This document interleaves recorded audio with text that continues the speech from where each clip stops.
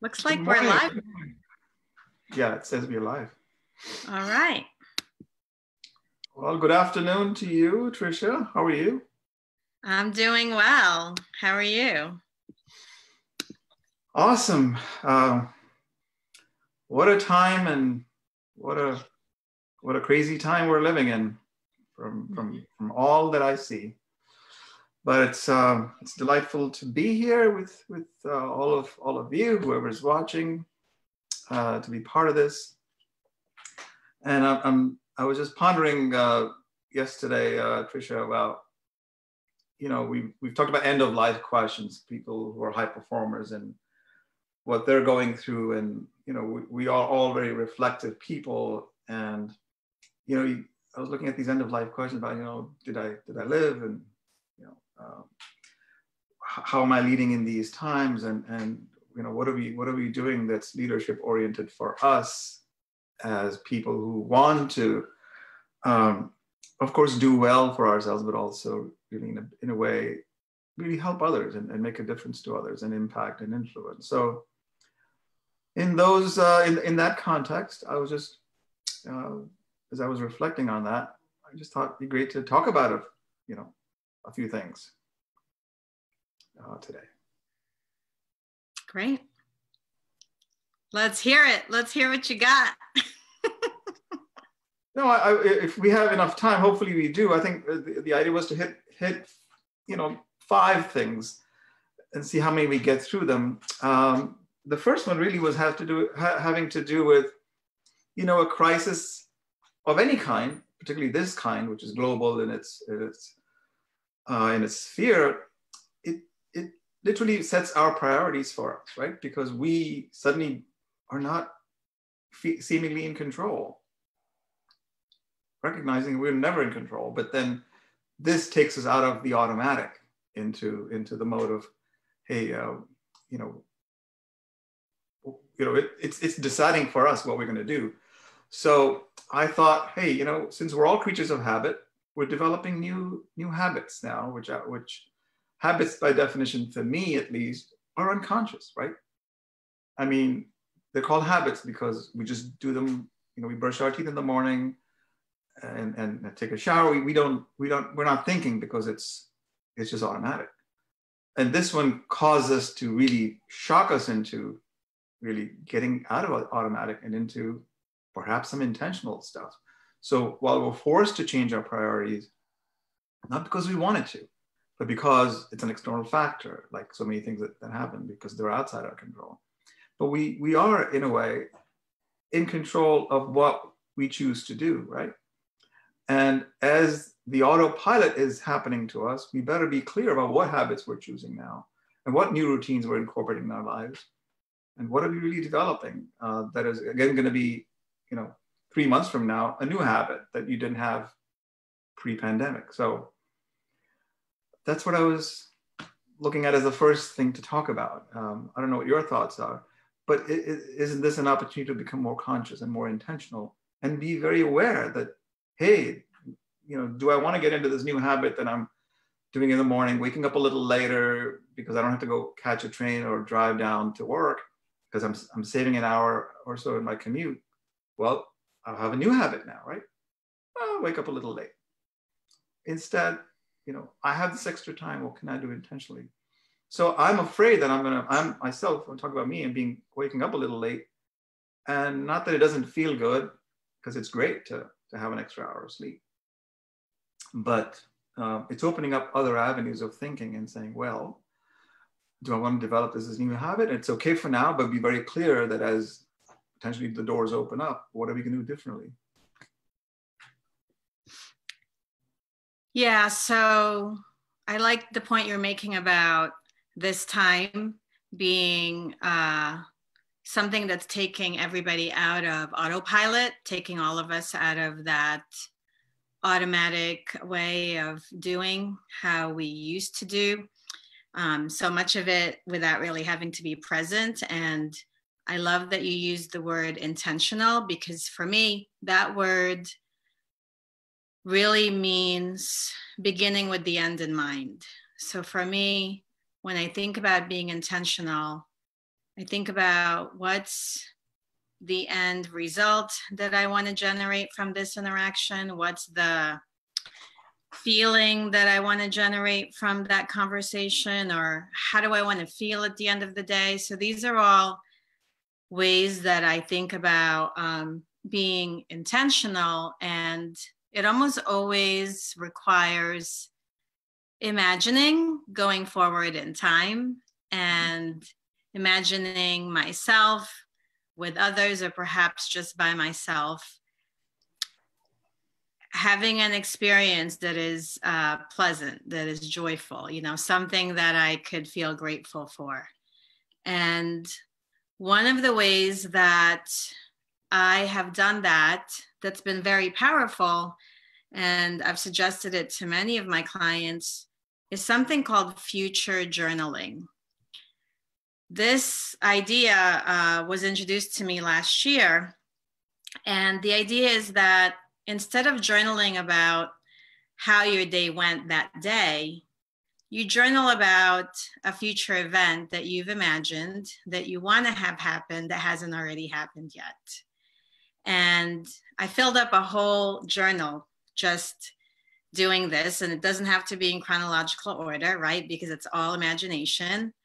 And what was really, after a while, what I gathered from the routine, from the habit of doing this, is that it almost always put me in such a positive state of mind, a much higher vibration, and imagining yourself living as or doing something that you want to do in the future, and really putting yourself there as if it's already happening, allows you to feel the emotions, right? And so that's what would happen to me, is I would write these entries, and then I'd close my eyes, I'd see it in my mind's eye, and I'd feel the emotion. And then I would take that emotion that is so real, and that's what I would use to move through the day. So it's not so much about not being present, it's just being present with emotions that are much higher, you know, much, I would say emotions that are more in line with what it is that I see myself creating. Because I think very often when we just journal about what's already happened, chances are what's already happened is just a lot of times a repeat of what happened yesterday and the day before and the day before that. So to really take advantage of the time now that we've been thrust out of this autopilot, take that space and create from this space of uncertainty and see what you can come up with. And the power of imagination is, we have it for a reason. We really do. And I love to do it, and I love to see what people come up with. So if you're watching this, start future journaling, start being intentional about what you want to create with that extra time that Raju was just talking about, and see how you feel after you do it. Try it for at least 2 weeks and see what happens. Great, that's awesome. I think it's the filter of intention, as you say, right? It's the filter of intention that you apply to future journaling. So that's a great point. So the second topic that we've been pondering about is really about what it is that, of course, you guys as leaders are thinking about in terms of what's this new opportunity, and can we get in the mode of thinking about not all the problems, but about the opportunities. Now that's easier said than done, but it's true about life. For those of you who've heard about the law of the universe, the law of polarity, which is, you know, that things that may appear as opposites are actually the degrees of positive and negative poles, you know, so, or the two sides of the same coin. It's also called the pair of opposites. So when we're looking at problems that are surrounding us right now externally through our five senses, and those are the ones that tend to overwhelm us. And the question is, can you reverse that? Meaning go inside, because for every seed of every problem that you're encountering today, there's a seed of the opposite in it. It means the opportunity or the way to solve that problem. So you've heard about some of the situations I've been through. Let's say one of them was this major car crash we were in about 4 years ago at 75 miles an hour, and we got into a rough and tumble with other cars, and you just have to surrender. At that point, there was nothing else to do except that we were already in a spin, and we just had to go with it. And then somehow you ended up surviving that, and you come out and you could say, well, what am I going to do now? I got a problem, et cetera, et cetera. And literally somewhere a divine, realization happens that, well, right now you don't have to worry about the problem. Let's figure out what's on the other side. And I don't know that I did anything different than anybody else would, but I think what I do remember is that it was a moment of surrender, and that in itself was the seed of the opportunity or the solution to say, you gotta act in different ways, and from a point of calm. And so there are many examples I'm sure you all have had in your life where you ponder, you failed a test, or you got fired from a job, or something bad happened, and ultimately you can go down a path. I mean, I failed an exam about 35 years ago for the first time ever, and I feel like I lost 3 months in depression, because at that point I wasn't even thinking except like, how could this happen to me? How could I do so badly, and how could I not score whatever I wanted to score, and I'm not good enough, all those negative thoughts that happened. But as you dig deeper, and as you find that the solutions are right there, now I say, well, lost 3 months, I could have spent that time preparing for the next time I was able to take that exam and do differently or do better, right? So everyone has those situations. So it's really about what it is that in the past that you've done, that you, however you overcame. I think it's important to talk about that a little bit. Yeah, so for me, this is about reflecting on past significant moments that you've been able to overcome, that you now see was, or you now are able to see it as, what's the word, what's the term I'm looking for? A blessing in disguise. Yeah. A blessing in disguise. I think we all have gone through different challenges throughout life where in the midst of it, it seemed like the most difficult, most challenging thing we ever encountered. And if you've transcended that moment, you could probably identify how it became a blessing in disguise, because had it not been for that moment, all the other good stuff that happened afterwards probably wouldn't have happened that way. So, I think what you were saying about law of polarity, if things can get so bad, it's just the opposite of that is that the good is also just on the other side of it, right? And so I invite people right now to really think about and reflect on situations they've been able to overcome and transcend in the past that seemed like it was the worst thing ever. Maybe it happened a year ago, 5 years ago, 10 years ago. Maybe it was just like 4 months ago. And see, hey, you know what? If that didn't happen, I wouldn't have met this person. That person led me to this person. This person led me to that opportunity. So really just to look back and look for the meaning in those connections and see why that particular moment was a blessing in disguise. And I guess where I'm going with this too is that right now we're in the midst of a major crisis that we're all going through.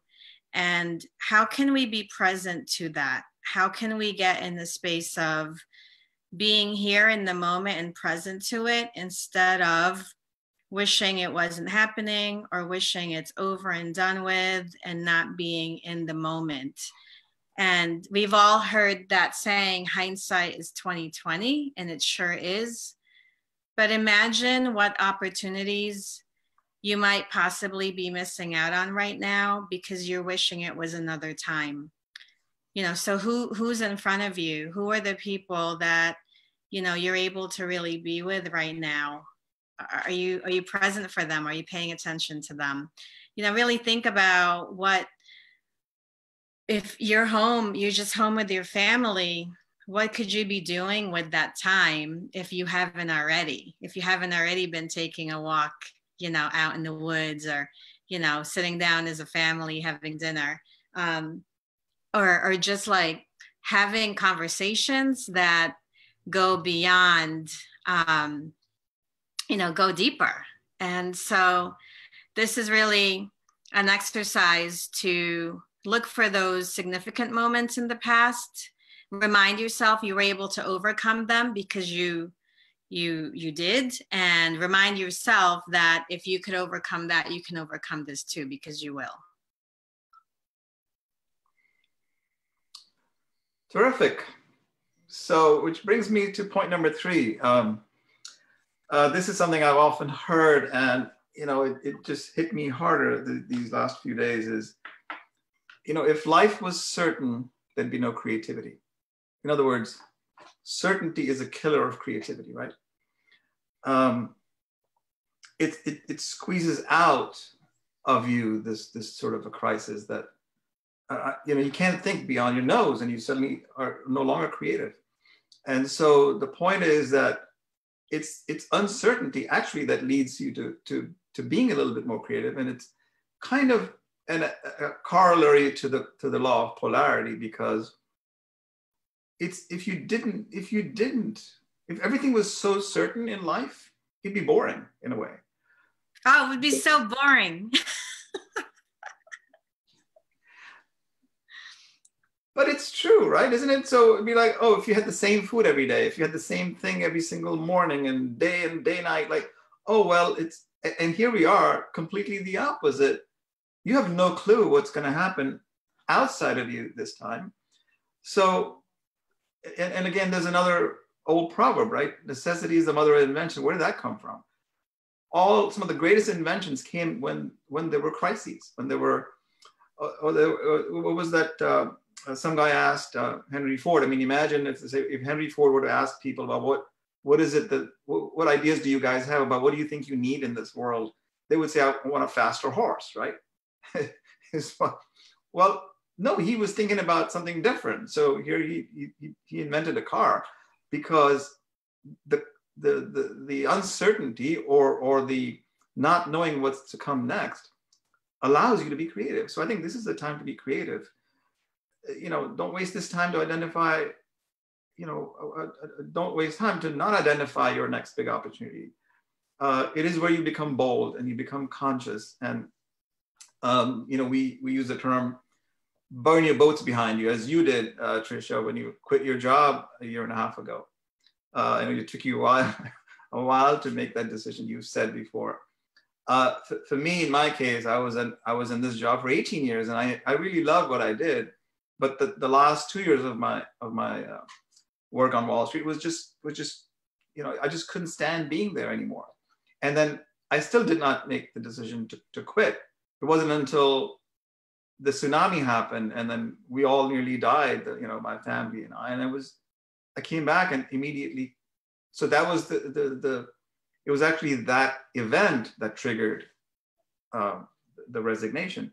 But it's just weird in life, right? So if you have, and then I didn't know what I was going to do next. It wasn't like I had a plan cut out and chalked out for me to say, well, it's uncertain. What are you going to do next, Raju? Like, oh, I have no idea. So for instance, when we started what we're doing, these days together, I had no idea what we were going to do. And sometimes you just let the path of unknown unfold for you. So I'd say that this is a great opportunity for all of us and all of you to burn your boats, blow up the box, because you just think out of the box, but there is no box anymore. You have no idea. So you could think the world is falling apart, or you can think the world is your oyster. Which are you going to pick? Yeah, for me, there's just a few words that come to mind. Innovate is one of them. I would say reignite old ideas that you have, perhaps. Give yourself the opportunity to renew, to reinvent, or rejuvenate. This is an opportune time to really think about what were some of those desires that are so deep in your heart, but because we were living in this autopilot world, you never had the time to explore them, or you never quite allowed yourself to be able to really look into those, your passions, because you were too busy. And right now, there's really no limit to what information you can find on the internet. There's no limit to the courses that you can find to educate yourself, to get that certification on whatever it is that you want to do. And so I would say this is really, because we're in this uncertain space, go within, look what's in here, what's been calling your attention that you've been ignoring, and could you now use the time to give life to that, breathe life into it, and really allow yourself to release any limiting beliefs you've had around that idea, and see what would happen if you just maybe looked into it. I know someone who has always wanted to be a yoga instructor, and now they're offering online yoga certifications. How to play a guitar, that's on my bucket list of things to do. There's just so much that's in our hearts, and use the time that we have now to skill up on whatever that is that you've been wanting to learn, and allow yourself to grow. Give yourself permission to expand, because that's what this time is calling for. It's calling for you to expand. Beautiful. Well, I hope these are, useful little hacks and tools for you to go back and think about some of these things, because these are the things on our minds, and we're just hoping that you get some of this. And so we're covering 5 things. So far we've covered. The first topic was about how crisis gets us to be, moves us from automatic to intentional. The second was, what's the big opportunity that you're not thinking about because you're too caught up in this, and that's the law of polarity. It's universal. It's part of you. Go find it. The third point that we just covered was how uncertainty offers an opportunity to be creative. And the fourth one, which is kind of counterintuitive, Tricia, as you and I talked about, is humility, because humility is considered to be a low self-esteem, and that sort of dictionary definition of what it is. Where I come from, being polite and being humble is considered a virtue. On the other hand, leadership and ambition and high performance, you might think that is against it. But truly, humility, and why we think of this as a true hallmark of a good leader and a conscious leader, is that, as who said that? C.S. Lewis, I believe, said, not thinking less of yourself, but thinking of yourself less. That's such a powerful thought that, it's far different than you might think of humility when you think of humility. So it's how you act in a situation where you don't make it about you and you get yourself out of the equation, right? So the fact, this crisis, what it has done for sure is it makes it clear that life is bigger than me. Life is bigger than you. And you cannot make progress without other people. I mean, look at all the amazing healthcare workers and doctors and nurses in front line. I mean, they're not making it about themselves. Whatever the reason is, they're putting their egos aside and just making sure that they're serving, right? So this is about servant leadership, and that's what, you know, I think of humility as. And I think the classic characteristics of being humble is about being, good to yourself, of course, but being good to others, focusing on others, being civil. And most importantly, which I found very interesting, was, are you coachable? Are you teachable? I mean, in other words, are you open to learning new skills, as you were saying earlier? Are you open to any other ideas? Because it just can't be about you. If you want to be a leader and have a broader sphere of influence and impact, well, you're not going to do it alone. You need other people to be with you. Yeah, and whether you're a leader at home or a leader at work, really leadership is not something you leave behind, right? And you don't have to have a title to be a leader. Leading yourself is you demonstrating leadership. And to me, humility is about having an awareness of your strengths and having an awareness of other people's strengths, and really looking for ways to support and encourage other people so that you are building them up, adding to them, right? Like you are edifying others. And really, if you're home a lot and you're just with your family, same people you're seeing day in, day out, are you really paying attention and looking at how it is that you can encourage the people that you're seeing every day and really add to them? Very often we take for granted the people that are closest to us. But what would happen if after this live, you then proceeded to spend the rest of your day being intentional, looking for strengths that the people around you have, and then actually recognizing them for it?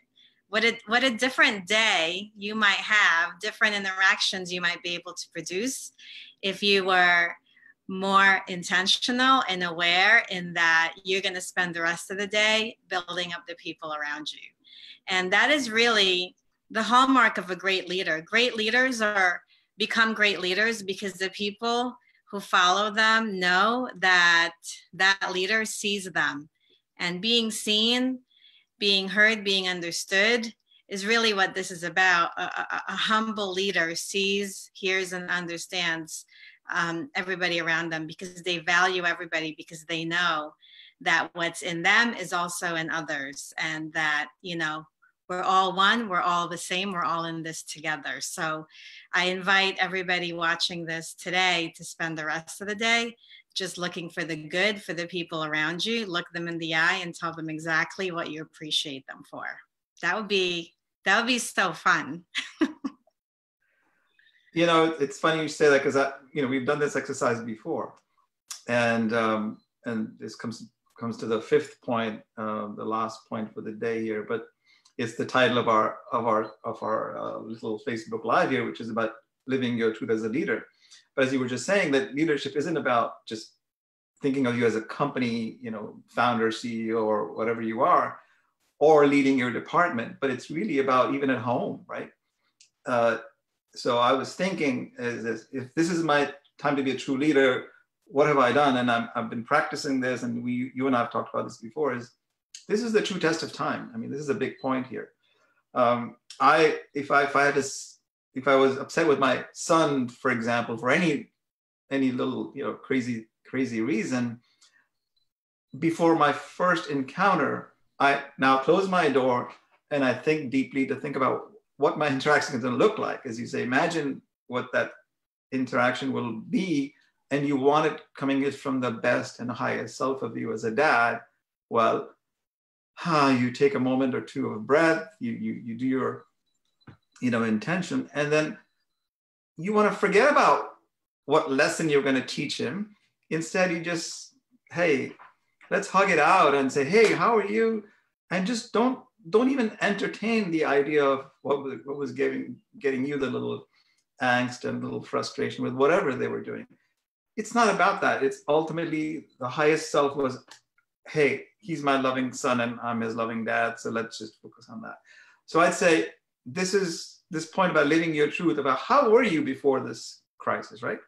Everybody's now making jokes about BC and AC, before crisis, after crisis, or before Corona, after Corona. So I'd say that if there were things that we were saying about ourselves or to others about ourselves or about them, well, this is the time to be, to fess up and say, are you consistent? Are you congruent with who you are?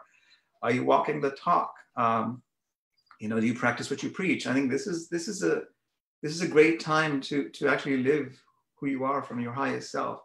And I think this is to me one of the most important points here. And I'd love to hear your thoughts about this, Tricia.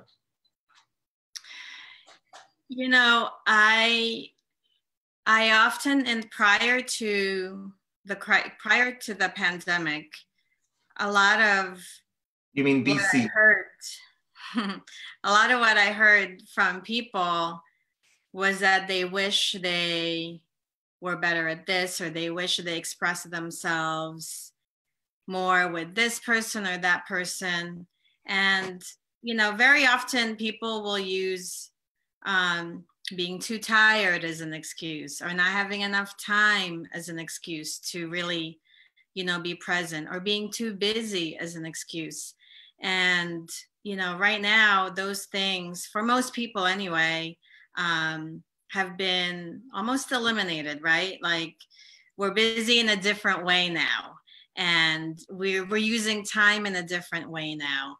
And really, all of the things that we took for granted, now is really the opportunity to get real with ourselves and look ourselves in the mirror and, ask yourself every night before you go to bed, did you win the day? Did you live the day in congruence, in accordance with your highest values? In other words,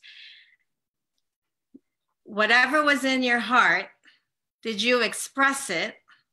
And did it line up with who you believe yourself to be?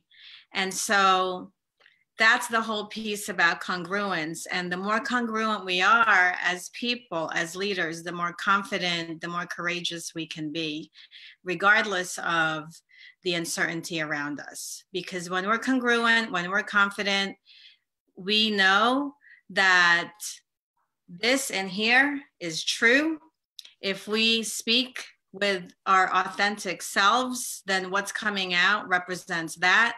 And if we act in accordance with that, with our beliefs, then chances are what we see around us, the results around us that we're able to create, will match up with that as well. But we know that that's really challenging.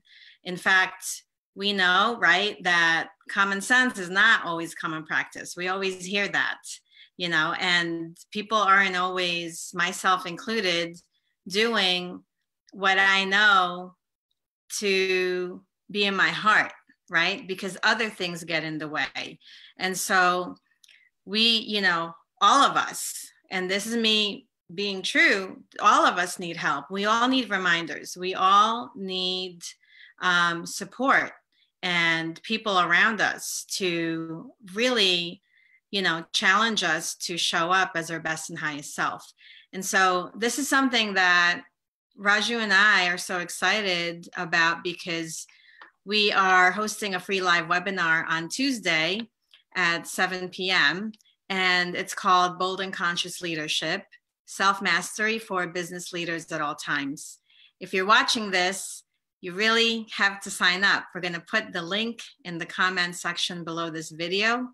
And you got to be there, because we're really going to dive deep into a lot of what we talked about today, but actually a lot that we didn't talk about today. So it's free. And again, it's on Tuesday, 7 p.m. And you do have to register. You do have to save your spot. So make sure that you do that. And hopefully this conversation today has been of value to you. We really, we've been working on serving our clients, serving our teams, and this is something that we really felt from our hearts we wanted to be able to offer and bring to you. So we're glad to be able to do that today. Yes, I think a couple more things, and yes, it's free to be sure. You mentioned that, make sure you put this on your calendar, 12th of May at 7 p.m. Eastern Standard Time. Just wanted to, this comes to mind that, the reality of where we are may hold you back, okay? But hope will give you momentum. So we're hoping to offer hope. No, we're helping people to move forward. So with hope and faith, right? So in these times, a few words of wisdom that come to mind are, you need to be more reflective, listen more, be more compassionate, not just with your team members if you're running businesses, but your family and your loved ones and your friends and your spouses. It's just that the awareness of a leader to be calm in these times is the most important virtue you can develop, and offer people your best preparation, as I was saying in the other example, showing love and being loving, and will build the trust with your team and with your loved ones. And I think, and they all want to trust you as a leader in whatever capacity that you are a leader. So we look forward to seeing you. And it's really been enjoyable. Whoever's on there, thank you for being here. And we look forward to seeing you on Tuesday. Any Great. other closing thoughts, Tricia? Nope, you said it. Thanks, everybody. Bye. Okay, bye-bye.